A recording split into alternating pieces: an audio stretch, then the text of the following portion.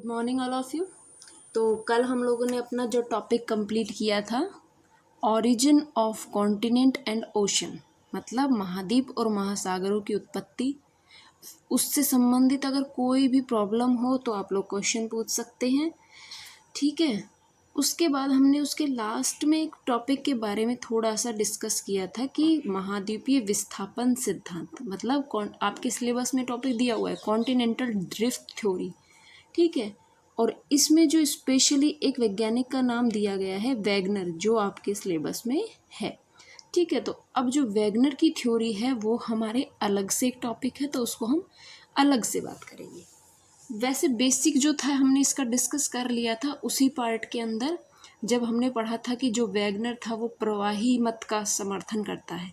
कल के लेक्चर में हमने पढ़ा था ना, परसों के लेक्चर में जो भी हमारा जो 15 अगस्त को जो हमारा लेक्चर था उसमें हमने देखा था कि वैगनर ने कहा था कि जो भी महाद्वीप और महासागर है उनका विस्थापन होता रहता है। अब हम इस वाले टॉपिक को एक बार अच्छे से क्लियर करते हुए चलेंगे। सबसे पहले हम वैगनर के बारे में बात करें तो ये हमने बात करी थी कि 1912 में 1912 में जो ये थे अपने जर्मनी के एक वैज्ञानिक थे, इन्होंने अपना सिद्धांत दिया था 1912 में। सिद्धांत दिया, कहाँ के थे ये? जर्मनी के थे। तो इन्होंने अपनी बुक जो लिखी थी वो भी जर्मनी भाषा में ही लिखी थी, ठीक है। इसके अलावा मैं आप लोगों को एक बात और बताने वाली थी कि आप लोग इसकी एक बुक ले लेंगे। फर्स्ट ईयर के जो स्टूडेंट्स हैं वो फिजिकल ज्योग्राफी की एक बुक आती है, एच.एस. शर्मा की भी आती है, सविंदर सिंह की जो है सबसे बेस्ट बुक होती है सविंदर सिंह की, पर उसकी थोड़ी लैंग्वेज जो होती है थोड़ी सी टफ पड़ती है, तो एच.एस. शर्मा की आप लोग ले लेंगे या तो, ठीक है। उसमें जो है उसको साथ साथ लेते हुए एक बुक को भी आप लोग प्रेफर करेंगे और उस बुक के साथ साथ हम सारी चीज़ों को पढ़ते हुए चलेंगे, ठीक है। ये पोर्शन थोड़ा सा जो है ये साइंस के टच में है, ठीक है। जो हमारा जो आगे का पोर्शन आएगा और जो अभी हमने अर्थ इंटीरियर के बारे में पढ़ा वो सारा क्या था, एक थोड़ा सा साइंस से रिलेटेड टॉपिक था, तो थोड़ा सा टफ हो सकता है आप लोगों के लिए, लेकिन कोई प्रॉब्लम नहीं है कि आप लोग जो है अगर समझ में नहीं आता है तो जब भी हमारी ऑफलाइन क्लासेस होंगी तो हम वापस इन टॉपिक को एक बार डिस्कस कर लेंगे। लेकिन जो भी पढ़ाया जा रहा है उसको आप अच्छे से अपने नोट्स बना के प्रॉपर तरीके से पढ़ेंगे, ठीक है। तो जो हम अपना टॉपिक स्टार्ट करते हैं, महाद्वीपीय विस्थापन सिद्धांत। महाद्वीपीय विस्थापन सिद्धांत के बारे में कल हमने देखा था कि जो है ये बताया था कि ये एक पूरा भाग था, ये कार्बोनिफेरस का युग है, कार्बोनिफेरस का एक युग था जिसके अंदर जो पूरी पृथ्वी थी वो इस रूप में एक भाग थे, ठीक है। संयुक्त एक पूरा एक महाद्वीप था, ये अंदर जो है ये महाद्वीप था पूरा एक, जिसको हमने क्या कहा, सियाल कहा। सियाल का मतलब समझा है कि सियाल जो था हमारा जो पृथ्वी का ऊपरी भाग है, जो किससे बना है, कमजोर जो जितने भी तत्व होते हैं, ठीक है, उनसे मिलकर बना होता है सियाल। महाद्वीप जो था ये हमारा अंदर वाला जो भाग है ये पूरा महाद्वीप था, और इसके जो बाहर वाला ये वाला जो भाग है ये हमारा क्या कहलाता था, पैंथालासा, यानी महाद्वीप, महासागर, सॉरी, पैंथालासा, इसी को हमने महासागर का नाम दिया था, ठीक है। तो इन्होंने बताया कि ये वाला जो भाग था ये सीमा से बना था, मतलब ये भारी तत्वों से निर्मित था। सिलिका और मैग्नीशियम, साइंस के स्टूडेंट जानते होंगे कि सिलिका और मैग्नीशियम क्या भारी तत्व हैं, मैग्नीशियम वाला, और सिलिका और एल्यूमिनियम जो है वो हमारे हल्के तत्व हैं। तो महाद्वीप जो है वो हल्के तत्वों से बना है और जो महासागर है वो भारी तत्वों से मिलकर बना है। इसलिए जो महासागर ये प्लेट्स होती हैं, जो महासागर का जो भाग होता है वो भारी होता है, ठीक है। कभी भी ये क्वेश्चन आ जाता है कि महाद्वीप और महासागरों में से कौन सबसे ज़्यादा भारी होता है, तो महासागर भारी होते हैं, क्योंकि वो जिन तत्वों के द्वारा उसका निर्माण हुआ है उन तत्वों कैसे हैं, वो तत्व भारी तत्व हैं, ठीक है। तो ये हमने देखा। अब हम बात करें कि कार्बोनिफेरस में तो ये था कि संयुक्त एक महाद्वीप था, उसको क्या कहा था हमने, पेंजिया कहा था, ठीक, पेंजिया कहा। उसके बाद पेंजिया के चारों तरफ जो है एक संयुक्त महासागर था जिसे हम पैंथालासा कहा, ठीक है। पेंजिया जो था ये किससे निर्मित था? सियाल से निर्मित है पेंजिया। और जो ये पैंथालासा है ये हमारा सीमा से निर्मित है, जिसे हमने महासागर कहा। ठीक है, पेंजिया जो है वो बिना अवरोध के पैंथालासा के ऊपर तैर रहा है। ठीक है, तो ये चीज हो गई हमारी। ये हमने पहले डिस्कस कर लिया कि जो महाद्वीप होते हैं वो महासागरों पर तैर रहे होते हैं। या मतलब ये जो सियाल है ये सीमा के ऊपर, जो सीमा जो भारी तत्वों से निर्मित जो प्लेट्स हैं उनके ऊपर हमारी सियाल तैर रहा है। अब हम बात करते हैं इन्होंने क्या बताया। महाद्वीपीय विस्थापन सिद्धांत में इन्होंने कहा कि बहुत सारी जगह हैं जहाँ पर एक जैसे तत्व पाए जाते हैं। फिर धीरे धीरे क्या हुआ, कार्बोनिफेरस युग के बाद में क्या आया, 18 करोड़ से 136 करोड़ वर्ष पहले के बीच में क्या हुआ, इस वर्ष में क्या हुआ कि जो ये वाला जो भाग था इसके अंदर टूटना इसका प्रारंभ हो गया। और जब टूटना प्रारंभ हुआ तो ये इस रूप में फॉर्म में आ गया। किस रूप में फॉर्म में आया, ये इस रूप में ये बनता हुआ आ गया। अब जो ऊपर वाला भाग था, ये जो पेंजिया वाला जो भाग है, इसका विभाजन हो गया बीच में, तो ये हमारा इधर टेथिस सागर बन गया, टेथिस सागर बन गया। ठीक है, जो दलदली भाग था ये हमारा अंगारा लैंड हो गया और ये हमारा गोंडवाना लैंड हो गया। जो अंगारा लैंड है ये तो हल्के पदार्थों से निर्मित है, हल्के पदार्थ, और जो गोंडवाना लैंड है वो भारी पदार्थ से निर्मित है। ये यहाँ तक की चीज समझ में आई कि कैसे इन्होंने बताया कि कार्बोनिफेरस में पूरा एक था, फिर इस 18 से 136 करोड़ वर्ष पहले क्या हुआ कि इनमें टूटना प्रारंभ हुआ, इसका विस्थापन होना शुरू हुआ और ये ऊपर वाला भाग अंगारा लैंड, नीचे वाला गोंडवाना लैंड बना। अंगारा लैंड हल्के पदार्थों से निर्मित, गोंडवाना लैंड भारी पदार्थों से निर्मित था। ठीक है, अब हम नेक्स्ट जो बात करें तो इन्होंने क्या बताया, इसी आधार पर वैगनर ने 2 प्राकल्पनाएं प्रस्तुत की। 2 मतलब एक तरीके से इसने 2 अजम्पशंस किए, 2 प्राकल्पना प्रस्तुत की। कौन कौन सी प्राकल्पनाएं प्रस्तुत की? सबसे पहले एक कि जलवायु कटिबंध जितने भी हैं अपने, जलवायु कटिबंधों का विस्थापन हुआ। ठीक है, इन्होंने कहा कि जो ये सारा प्रोसेस हुआ उसके बाद इन्होंने 2 अजम्पशंस किए कि सिर्फ महाद्वीप और महासागर ही नहीं है, एक तो जलवायु कटिबंधों का विस्थापन हुआ और दूसरा जो है वो हमारे महाद्वीपों का विस्थापन हुआ, महाद्वीपों का विस्थापन हुआ। इन्होंने 2 चीजें बताई अपनी इस थ्योरी के अकॉर्डिंग।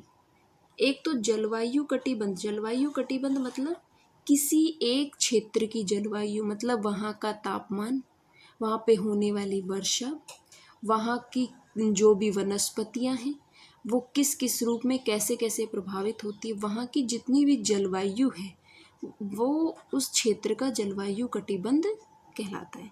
जलवायु कटिबंध का भी विस्थापन हुआ और महाद्वीपों का भी विस्थापन हुआ। इन्होंने ये 2 प्राकल्पनाएं प्रस्तुत की। ठीक है, ये इतना समझ में आया हमें। इन महाद्वीपों के विस्थापन कथन के आधार पर इन्होंने अपना सिद्धांत जो है प्रस्तुत किया। अब वैगनर क्या मानता था, ये हमने पढ़ लिया कि ये सब संयुक्त था, अंगारा लैंड, गोंडवाना लैंड, ये सब हुआ। अब इसने बताया कि इन सब का विस्थापन किस तरीके से हुआ। 2 विस्थापन बताए, जलवायु कटिबंधों का विस्थापन और महाद्वीपों का विस्थापन।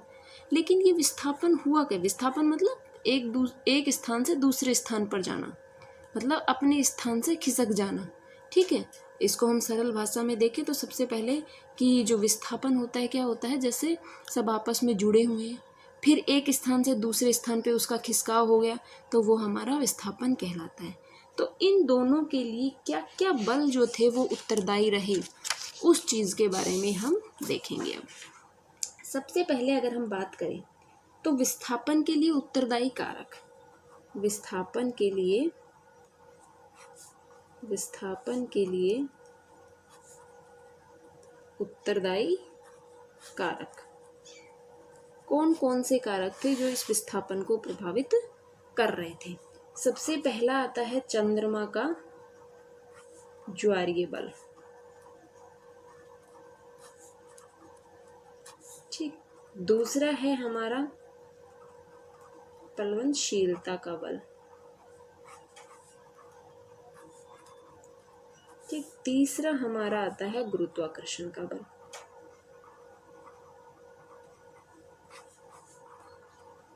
ठीक। इन्होंने क्या बताया? ये 3 बल बताए।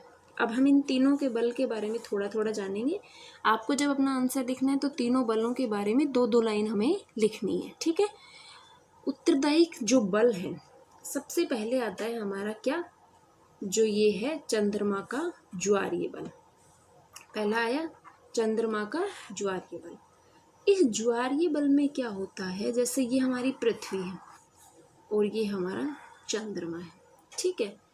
तो चंद्रमा से जो ज्वारीय बल उत्पन्न होता है वो इस वाले भाग पर ज़्यादा प्रभावी होगा। इसी के आधार पर तो हमारे ज्वार भाटा आते हैं कि इस जो ये चंद्रमा है इसका जो ज्वारीय बल है वो यहाँ पर पृथ्वी के ऊपर यहाँ पड़ रहा है। जब ये पृथ्वी का ऊपर यहाँ ज्वारीय बल पड़ता है तो यहाँ से कोई भी जो जगह होती है उसका विस्थापन हो जाता है। ऐसा जो है वैगनर मानते हैं। ठीक है। वैगनर ने माना कि चंद्रमा का जो ज्वारीय बल होता है वो इन महाद्वीपों के विस्थापन के लिए जिम्मेदार है। कैसे जिम्मेदार है? इन्होंने बताया कि जो हमारे कौन कौन से जो वो बताए थे कि जो हमारा गोंडवाना लैंड है, अंगारा लैंड है, इन सब का जो विस्थापन हुआ है उसमें सब एक तो बल ये हो गया हमारा चंद्रमा का जो ज्वारीय बल होता है वो इसको विस्थापित करता है। दूसरा अगर हम बात करें प्लवनशीलता का बल।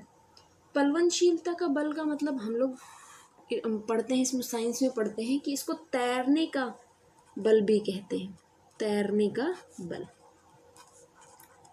प्लवनशीलता बल में क्या हुआ कि जो भी हमारे महाद्वीप हैं वो महासागरों के ऊपर तैर रहे हैं मतलब तैरने का जो स्वभाव उत्पन्न होता है वो प्लवनशीलता के बल से ही उत्पन्न होता है। यही वजह इन्होंने बताई कि जो हमारे महाद्वीप है वो महासागर के ऊपर तैर रहे हैं। ये सारी चीज़ें हमें ध्यान रखनी है कि वैगनर बता रहे हैं। ठीक है। इन चीज़ों को ये नहीं है कि मैम ने बताया है इसलिए ये सही है, ये वैगनर के द्वारा दिया गया सिद्धांत है। वैगनर ने ऐसा बताया है। ठीक है। इसी को आगे क्रिटिसाइज भी करेंगे लोग, इसकी आलोचना भी करेंगे। जो चीज़ें गलत होंगी उनको ये लोग सही करके भी बताएंगे। ठीक है। जो नेक्स्ट इसमें आता है हमारा गुरुत्वाकर्षण बल। गुरुत्वाकर्षण बल क्या होता है? चीज़ों को अपनी तरफ खींचना होता है ना गुरुत्वाकर्षण बल। हम लोग छोटी क्लासों में पढ़ते हैं कि ऊपर से आम गिरता है तो नीचे क्यों आता है, ऊपर कोई भी चीज़ फेंकते तो वो वापस नीचे क्यों आती है। वो सारे के सारे गुरुत्वाकर्षण बल की वजह से होता है। इसमें इन्होंने कहा कि जो ये पृथ्वी है यहाँ पे हमारी भूमध्य रेखा होती है, तो जो पृथ्वी का जो आंतरिक भाग में, आंतरिक नहीं सॉरी मतलब जो हमारा जो ये वाला भाग होगा भूमध्य रेखा वाला, इसमें अभिसारी बल भी काम करता है। अभिसारी बल क्या करेगा और इसमें गुरुत्वाकर्षण बल कैसे काम कर रहा है कि ये जो चीज़ें हैं ये अपनी तरफ उत्तर की तरफ ये खिसकती जा रही हैं और ये जो पार्ट है ये दक्षिण की तरफ खिसकता हुआ आ रहा है। तो जो ये वाला भाग है ये सारी चीज़ों को अपनी तरफ खींचने का काम कर रहा है। गुरुत्वाकर्षण बल से क्या पता चला कि जो पृथ्वी है उसका जो ये मध्य वाला जो भाग है वो बाहर की चीज़ों को अपनी तरफ खींचने का काम करता है।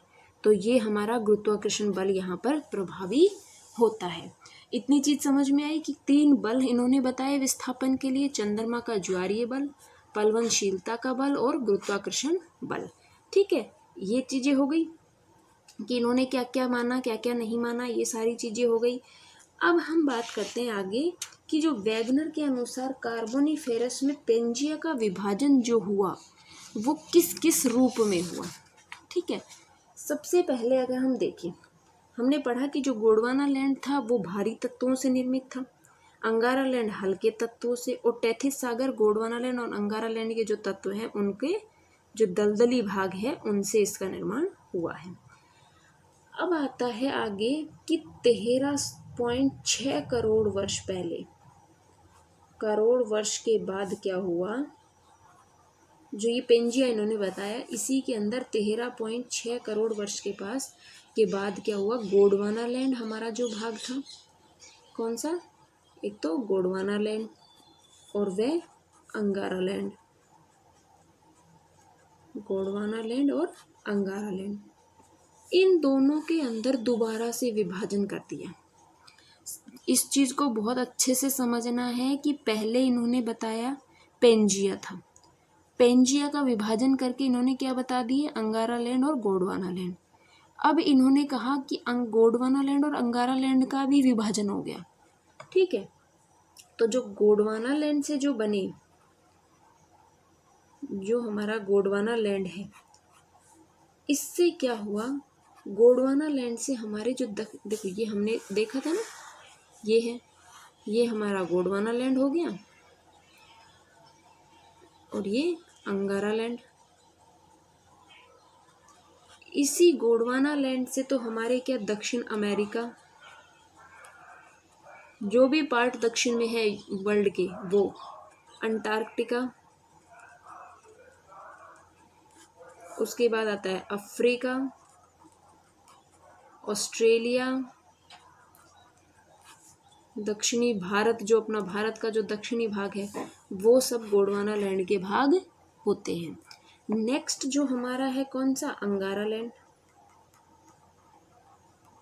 अंगारा लैंड, अंगारा लैंड से कौन से बने, यूरेशिया, यूरोप और एशिया, ठीक है, उसको संयुक्त रूप से यूरेशिया कहते हैं, प्लस उत्तरी अमेरिका, उत्तरी अमेरिका, ठीक है। ये वाले जो भाग है वो अंगारा लैंड से बने। इतनी चीज समझ में आई कि पहले इन्होंने कहा कि हमारा जो पेंजिया था एक, फिर इन्होंने पेंजिया का विभाजन करके अंगारा लैंड और गोंडवाना लैंड बना दिए, फिर गोंडवाना लैंड और अंगारा लैंड का विभाजन करके ये अलग अलग देश बना दिए। कहा गोंडवाना लैंड क्योंकि दक्षिण में है तो दक्षिण के जितने भी भाग हैं वो सारे के सारे गोंडवाना लैंड में, और अंगारा लैंड जो उत्तर में है तो उत्तर के भाग इसमें। अब आता है कि चंद्रमा के जो ज्वारीय बल था उसके प्रभाव से क्या हुआ। अब इन्होंने बल का भी बताया, जैसे हम लोग इसी को वापस ले लेते हैं एक बार, कि जो ये चंद्रमा का जो ज्वारीय बल था, इसी के द्वारा जो हमारा ये दक्षिण अमेरिका वाला जो पार्ट है, दक्षिण अमेरिका और उत्तरी अमेरिका वाला जो पार्ट है, उत्तरी अमेरिका और दक्षिण अमेरिका, इन दोनों का जो विस्थापन हुआ है वो चंद्रमा की ज्वारीय बल से हुआ है। ऐसा वैगनर ने कहा कि उत्तरी अमेरिका और दक्षिण अमेरिका का जो विस्थापन हुआ है, ठीक है, वो किससे हुआ है, कि हमारे चंद्रमा के ज्वारीय बल से इनकी विस्थापन हुआ है।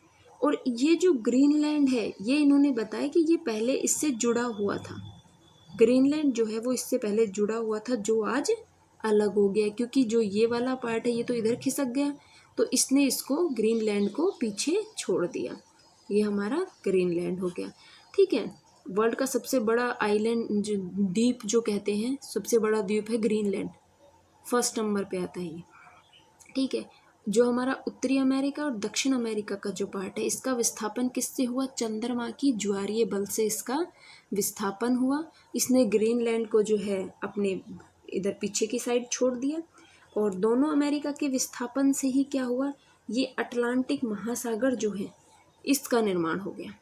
इन्होंने कहा कि ये जो पार्ट है, ये वाला जो पार्ट है, उत्तरी अमेरिका दक्षिण अमेरिका, ये आपस में जुड़ा हुआ था। जब इसका चंद्रमा की ज्वारीय बल से इसका विस्थापन इधर हो गया, मतलब ये दक्षिण अमेरिका और उत्तरी अमेरिका इस वाले पार्ट से अलग हो गए, तो क्या हुआ कि बीच वाले भाग में जल भर गया और ये अटलांटिक महासागर बन गया ना, अटलांटिक महासागर बना, और ग्रीनलैंड को इसने पीछे छोड़ दिया तो ये अलग हो गया, ठीक है। और नेक्स्ट इन्होंने कहा कि इस विस्थापन के दौरान ही जो पैंथालासा था, पैंथालासा के द्वारा दोनों अमेरिका के पश्चिम के ऊपर, ये जो पश्चिमी भाग है यहाँ पर घर्षण बल किया गया। घर्षण बल जो है वो हुआ और इसका अवरोध उत्पन्न हुआ, जिससे क्या हुआ, उत्तरी अमेरिका में यहाँ रॉकी पर्वत बन गया और दक्षिण अमेरिका में एंडीज पर्वत बन गया। एक बार वापस इसको समझते हैं। पहले बताया कि ये सब, ये वाला जो पार्ट है ये इससे दोनों आपस में जुड़े हुए थे। जब चंद्रमा का ज्वारीय बल यहाँ पर प्रभावी हुआ तो ये वाला पार्ट इससे, उत्तरी अमेरिका और दक्षिणी अमेरिका वाला जो भाग है वो इससे विस्थापित हो गया और यहाँ जो बीच वाला भाग निकला उसको हमने अटलांटिक महासागर कहा और ग्रीनलैंड को इसने पीछे छोड़ दिया। इसी के द्वारा जो हमने पढ़ा था पेंजिया में बाहर का जो भाग था पैंथालासा, पैंथालासा के अंदर घर्षण बल हुआ। घर्षण बल मतलब आपस में घर्षण, मतलब रगड़ वाला, ठीक है। घर्षण बल के प्रभावी होने से यहाँ पर उत्तरी अमेरिका और दक्षिण अमेरिका, क्योंकि पैंथालासा इधर है, पैंथालासा के इधर की साइड घर्षण बल करने से यहाँ पर रॉकी पर्वत और यहाँ पर एंडीज पर्वत का निर्माण हो गया। इतना समझ में आया कि रॉकी पर्वत और एंडीज पर्वत का निर्माण इसने किससे बताया कि पैंथालासा के द्वारा घर्षण बल के प्रभावी होने से यहाँ रॉकी पर्वत और एंडीज पर्वत का निर्माण हो गया। अब ये हो गया। फिर नेक्स्ट हम बात करते, इतना पोर्शन कंप्लीट हुआ हमारा कि ये कैसे कैसे बना।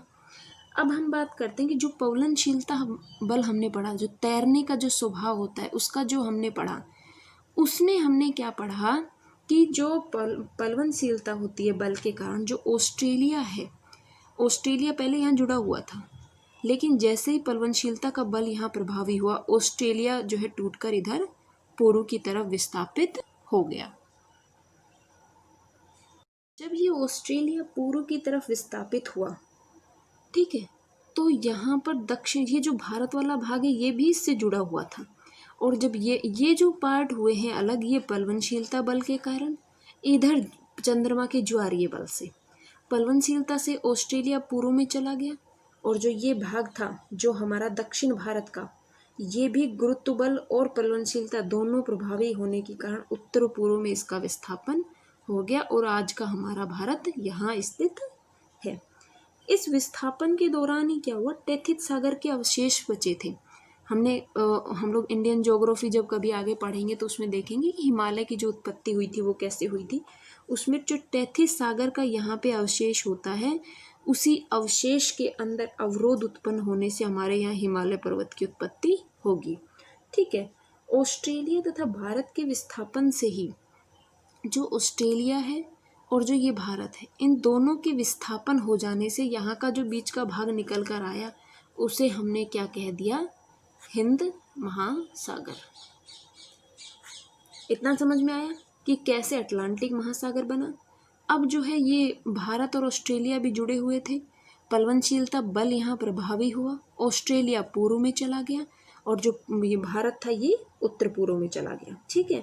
जब ये भाग उत्तर पूर्व की ओर विस्थापित हो गए तो यहाँ पे जो बीच में जलीय भाग बचा उसे हमने हिंद महासागर कह दिया। अब आता है कि जब ये विस्थापन पूर्ण हो गया, विस्थापन पूर्ण होने पर जो शेष भाग बचा हमारा टेथिस सागर का, वो हमारा यहाँ पर क्या, भूमध्य सागर कहलाया। देखो हमने पूरा विस्थापन पढ़ लिया कि उत्तरी अमेरिका हो गया, दक्षिण अमेरिका, ऑस्ट्रेलिया, भारत, अफ्रीका यहाँ रह गया, अफ्रीका से भी मेडागास्कर अलग होगा, ठीक है। ये सब जब विस्थापित हो गए हमारे सारे महासागर बन गए और जो टेथिस सागर का एक भाग से तो यहाँ पर क्या बन गया, हमारे हिमालय बन गया और एक भाग जो अवशेष के रूप में रह गया वो हमारा भूमध्य सागर कहलाया, ठीक है। अब जाता है कि जो पैंथालासा था जो चारों तरफ फैल रहा था, उससे हमारा जो है प्रशांत महासागर बन गया, प्रशांत महासागर, ठीक है। इतनी चीज समझ में आई कि कौन कौन सी चीजों से क्या क्या महासागर और महाद्वीप का विस्थापन हमारा हुआ। अब ऑस्ट्रेलिया जो है, ऑस्ट्रेलिया से पीछे छूटने पर, ऑस्ट्रेलिया क्योंकि पीछे छूट गया तो पीछे छूटने से क्या हुआ कि अफ्रीका से पृथक होकर एक मेडागास्कर वाला क्षेत्र भी ये बन गया। ये वाला क्षेत्र कौन सा है, जब ऑस्ट्रेलिया इधर चला गया तो यहाँ पे एक टुकड़े के रूप में एक अलग क्षेत्र बना जिसका नाम मेडागास्कर है, जो हिंद महासागर में स्थित है। ये सारी थ्योरी जो किसने दी थी, हमारे वैगनर ने दी। ये पूरा विस्थापन वैगनर ने बताया।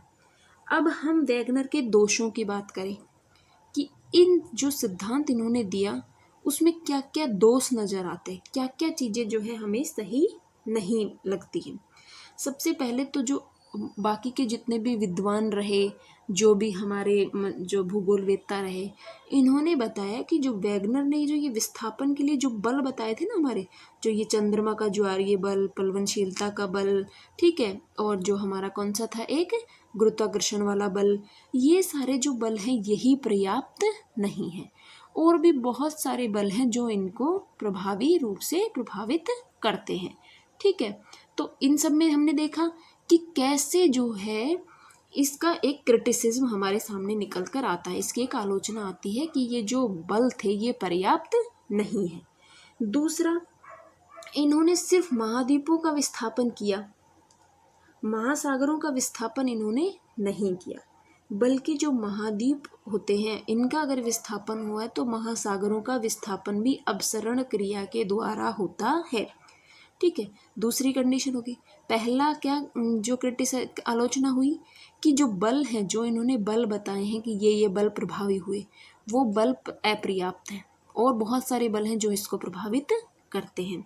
दूसरा, इन्होंने क्या बताया कि जो भी हमारे महाद्वीप का अगर विस्थापन होता है तो महासागरों का भी विस्थापन होता है।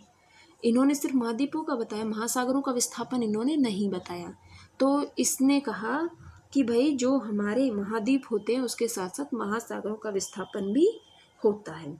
तीसरी चीज, वैगनर के अनुसार क्या था हमारा कि जो हमारी सियाल है, हमने पढ़ा था ना कि जो सियाल है वो सीमा के ऊपर तैर रही है, क्योंकि ये भारी तत्व है, ये हल्के तत्व है, तो ये इसके ऊपर तैर रहे हैं, ठीक है। जब ये इसके ऊपर तैर रहे हैं तो पुनः जो है सीमा ने अवरोध क्यों उत्पन्न किया, आज की अवस्था में क्यों नहीं तैर रहे, ठीक है। आज जो कंडीशन थी, आज भी यही होना चाहिए था कि ये तैरते हुए रूप में होने चाहिए थे, लेकिन आज ये कंडीशन क्यों नहीं है। इन चीज़ों का इनकी जो सिद्धांत दिया, इन सब में इन तीन बातों की इनकी आलोचना की गई। नेक्स्ट, जब आलोचना हुई तो ये सारी चीज़ें थी, लेकिन क्या चीज़ें थी कि इस सिद्धांत को मान्यता मिली, इसके पक्ष में क्या क्या प्रमाण थे। हमने आलोचना मतलब विपक्ष में हमने प्रमाण देख लिए तीन, पहले हमने इसके पूरे सिद्धांत को पढ़ा, फिर हमने इसकी आलोचनाएं देखी। अब क्या क्या पक्ष में प्रमाण देखेंगे कि हम कि इससे ये थ्योरी जो है ये प्रूफ होती है, क्योंकि वैगनर का सिद्धांत जो है वो मान्यता प्राप्त सिद्धांत है। इस सिद्धांत को मान्यता मिली है कि कहा गया है कि बहुत सारी चीज़ें हैं जो वैगनर ने बताई हैं वो सही है, ठीक है। तो क्या क्या परिणाम थे, क्या क्या पक्ष में परिणाम निकलेंगे। सबसे पहली अगर हम बात करें, देखो ये वाला जो गिनी की खाड़ी वाला जो तट है, कौन सा, गिनी की खाड़ी में अफ्रीका का जो ये पश्चिमी तट है, ये वाला जो भाग है, इसको ध्यान से देखना है। गिनी की खाड़ी के पास में अफ्रीका का जो ये पश्चिमी भाग है, इसमें अगर ये दक्षिण अमेरिका का ये वाला भाग हम फिट कर दे, समझ रहे कैसे, जैसे ये वाला भाग है इसको यहाँ उल्टा करके इधर फिट कर दे यहाँ पर, तो ये जुड़ जाएगा, जुड़ा हुआ नहीं लग रहा। जैसे देखिए आप, मैं बताती हूँ कि ये हमारा अफ्रीका वाला पार्ट हो गया और ये इधर हमारा कौन सा था, दक्षिण अमेरिका वाला भाग होगा, कौन सा, ठीक। इसको अगर यहाँ फिट कर दे, जैसे ये हो गया, नेक्स्ट हम लोग जैसे इसके अंदर इस वाले भाग को उल्टा करके फिट कर देते हैं, ठीक। इस वाले भाग को अगर ऐसे उल्टा करके हम फिट कर देते हैं तो ये वाली जो है संरचना जुड़ी हुई आपस में हमें दिखती है। इस वाली कंडीशन को क्या कहा गया, जिगसॉ फिट, जिगसॉ फिट। क्या था ये कि जो ये अफ्रीका वाला भाग है इसको अगर दक्षिण अमेरिका वाले भाग से मिलाते हैं, इन दोनों को अगर आपस में जोड़ते हैं तो ये दोनों ऐसे प्रतीत होते हैं दोनों आपस में जैसे पहले जुड़े हुए थे, जो जिगसॉ फिट के रूप में जाने जाते हैं। दूसरी बात इन्होंने क्या प्रूफ की, दूसरी बात इन्होंने बताई कि जो मेसोसोर्स क्या एक जीवाश्म होता है। ये मेसोसोर्स जो होते हैं वो स्थल के ऊपर रहने वाले एक जीवाश्म के रूप में होते हैं, जो कहाँ कहाँ, दक्षिण अमेरिका में, जो हमारा अंटार्कटिका है इसके अंदर, और अफ्रीका महाद्वीप में, तीनों में सेम रूप से पाया जाता है। कौन सा हमारा जीवाश्म था? ये मेसोसोर्स। मेसोसोर्स एक जीवाश्म है जो स्थलीय सरीसृप के रूप में होता है। ये जीवाश्म के अवशेष दक्षिण अमेरिका, अफ्रीका और अंटार्कटिका तीनों भागों पर सेम मिलते हैं। इससे ये अंदाज़ा लगाया जा सकता है कि पहले ये आपस में जुड़े हुए थे, इसलिए यहाँ सारे स्थानों पर एक जैसी विशेषताएं देखने को मिलती है। नेक्स्ट जो आता है कि एक जो जीव आता है स्थलीय जीव ही, लिथोसोर्स। ये हमारा मेसोसोर्स हो गया। एक जो जीव था वो था लिथोसोर्स। ये लिथोसोर्स क्या था? ये भी एक स्थलीय जीव था। ये भी दक्षिण अमेरिका, अफ्रीका और ऑस्ट्रेलिया तीनों के अंदर पाया जाता था। तो इससे भी यही अंदाज़ा लगा कि इस टाइप के जो जीव हैं वो अगर तीनों जगह मिल रहे हैं तो मतलब ये तीनों स्थान जो है वो आपस में जुड़े हुए थे। ठीक है। अब उसके बाद में बात करें कि जो ये स्थल भाग होते हैं, ये इससे इन सब थ्योरीज से ये प्रमाणित हुआ कि जो ये स्थलीय भाग है ये कभी ना कभी आपस में जुड़े हुए थे। इनके अलावा जो है इन्होंने कुछ भौतिक संरचना भी बताई। कैसे? जैसे ब्राज़ील है, जो ये ब्राज़ील है, ब्राज़ील का जो पूर्वी तट है ये वाला, और अफ्रीका का पश्चिमी तट। ठीक, यहाँ दोनों ही जगहों पर गोंडवाना युग की चट्टानें मिलती हैं। दोनों यहाँ पर कौन सी युग की? गोंडवाना लैंड युग की चट्टानें यहाँ पर मिलती हैं। तो इससे भी ये पता चला है कि ये आपस में जुड़े हुए थे।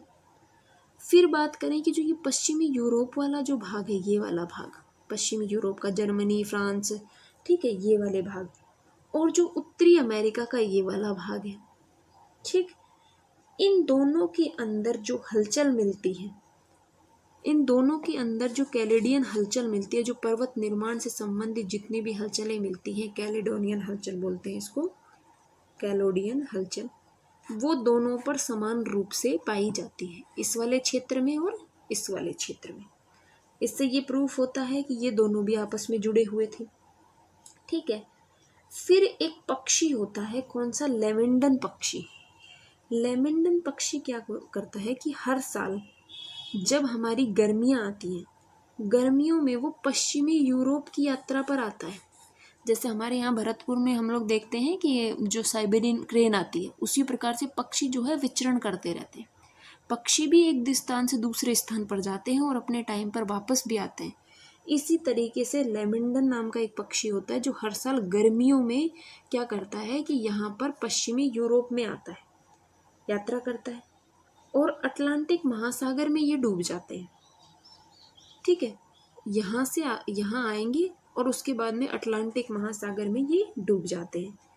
इनकी जो यात्रा होती है, जो इनका स्वभाव होता है, वो हमें क्या प्रमाणित करता है कि पश्चिमी यूरोप के पश्चिम में उत्तरी अमेरिका कभी ना कभी जुड़ा हुआ था, इसलिए वो पक्षी इधर की साइड जाना चाहते हैं लेकिन वो अटलांटिक महासागर में डूब जाते हैं। ठीक है, तो ये हमारा जो था कौन सा सिद्धांत था? महाद्वीपीय विस्थापन सिद्धांत। इसको हम एक बार देखेंगे, इसको रिपीट करते हैं, फिर हम आगे। महाद्वीपीय विस्थापन सिद्धांत वैगनर ने दिया, जर्मनी के थे। ये सारा प्रोसेस हमें समझ में आया कैसे कैसे ये पूरा पेंजिया था, पेंथालासा था, गोंडवाना लैंड, अंगारा लैंड का भाग बना। फिर इन्होंने दो परिकल्पनाएं प्रस्तुत की थी, जलवायु कटिबंधों का विस्थापन और महाद्वीपों का विस्थापन हुआ। ठीक है, नेक्स्ट हम लोगों ने जो बात करी थी कि विस्थापन के लिए कौन कौन से बल उत्तरदायी थे। चंद्रमा का ज्वारीय बल, प्लवनशीलता का बल और गुरुत्वाकर्षण बल।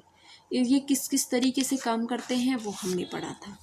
फिर हमने बताया कि जैसे पहले पेंजिया का विभाजन हुआ, फिर गोंडवाना लैंड, अंगारा लैंड बने, और फिर गोंडवाना और अंगारा लैंड का भी विभाजन होकर हमारे ये देश बन गए। सबसे इम्पोर्टेंट है, इसमें आप मैप बनाएंगे। जब इस क्वेश्चन को फॉर्म करेंगे तो इसमें मैप बनाते हुए चलेंगे, डायग्राम बनाएंगे, ठीक है। नेक्स्ट हम लोग बात करें तो जो है किस तरीके से इसकी जो अब विरोध कैसे हुआ, इसकी आलोचना हुई किस तरीके से, ठीक है, कैसे कैसे इनका विस्थापन हुआ था, ठीक, किस तरीके से फिर पक्ष में प्रमाण दिए गए कि कैसे ये आपस में जुड़े हुए थे, उसको हमने मैप के थ्रू अच्छे से समझा, ठीक है। फिर भी आप लोगों को अगर इस टॉपिक को समझने में कोई दिक्कत आती है तो आप पूछ लेना, ठीक है। और जो है हम लोग अपना ये सिलेबस जो फिजिकल ज्योग्राफी वाला जो पार्ट है, इसका जो ये हमारा 3rd टॉपिक था, ठीक है। एक टॉपिक जो है पहले मैम ने रेखा रानी मैम ने बता दिया था, और जो है सेकंड टॉपिक जो हमने अर्थ इंटीरियर का मैंने बताया, जो 3rd टॉपिक हुआ हमारा कौन सा, origin of continent and oceans हुआ, और जो हमारा 4th टॉपिक था महाद्वीपीय विस्थापन कॉन्टिनेंटल ड्रिफ्ट थ्योरी, ये हमारा कंप्लीट होता है आज, ठीक है। नेक्स्ट हम लोग अगला टॉपिक अपना नेक्स्ट क्लास में स्टार्ट करेंगे। तो आज के लिए बस इतना ही, ठीक है। Thank you.